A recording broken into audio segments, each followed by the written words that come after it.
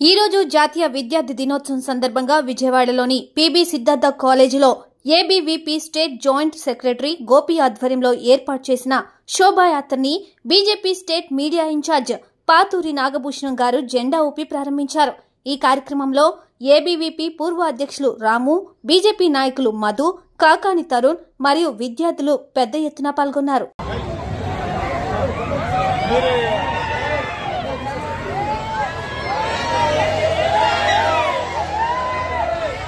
भारत माता की जय जय माता, भारत माता जय जय माता, भारत माता जय जय माता, भारत माता भारत माता की जय, भारत माता की जय।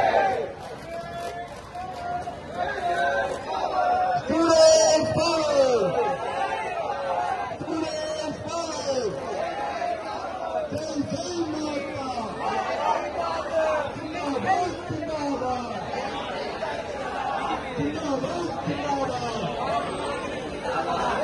विद्यार्थी परिषद जिंदाबाद,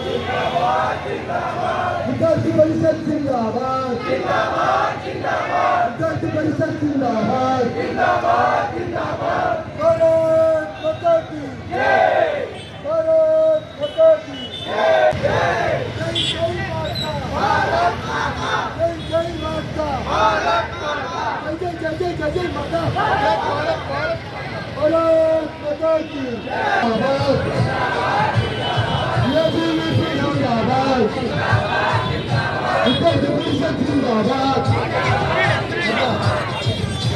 जय माता, भारत माता जय जय माता, भारत माता जय जय माता, विद्यार्थी परिषद जिंदाबाद।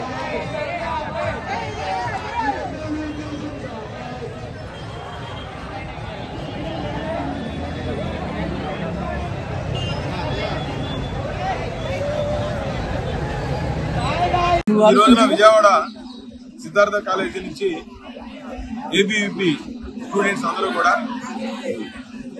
ఒక మంచి ర్యాలీతో ఇక్కడి నుంచి బయలుదేరడం. నేను ఈ విషయం ఈ జెండా ఊపే కార్యక్రమాన్ని రావడం ఉద్దేశం ఏంటంటే, విద్యార్థులు ఈ దశలోనే మొక్కై వంగున వంగదన్న సామెతలో ఒక్కప్పుడే దాని యొక్క సరైన క్రమశిక్షణ ఉండాలి. ఈ రోజున ఏబీవీపీలో సరైన క్రమశిక్షణ, దేశభక్తి కానీ, తల్లిదండ్రుల మీద కానీ, అదేవిధంగా సమాజంలో వారి రోల్ ఏంటి, అదేవిధంగా స్టూడెంట్స్ గా ఉన్నప్పుడు వాళ్ళ హక్కులేంటి, ఇవన్నీ కూడా ఏబీవీపీ ద్వారా నేర్చుకునే అవకాశం ఉంది.